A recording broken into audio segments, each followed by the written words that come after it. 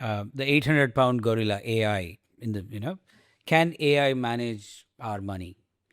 You have an army of analysts at Scriptbox that are doing their thing day in, day out. Where do you see the role of AI in this world of investing? So AI is a great enabler, all right, for people who know how to use it. Can AI be your wealth manager? I would be very surprised because again, it's a point in time. Today, if you take your portfolio and you put it on Claude, you put it on Chat GPT, put it on DeepSeek, put it on Perplex, and ask them to give you a portfolio, you'll get 6 different answers.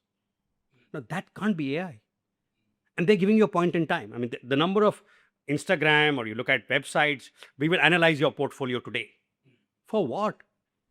You don't know how many children I have. You have no idea what I've been through in life, what ambitions I have.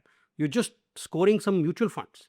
That's not wealth management, right? Wealth is a long. It's कहते हैं ये हमारी अमानत है. We have to pass it on to the next generation. You have to use it well. I mean, don't die cash rich and as sort of life poor, but you need to think about wealth as a journey.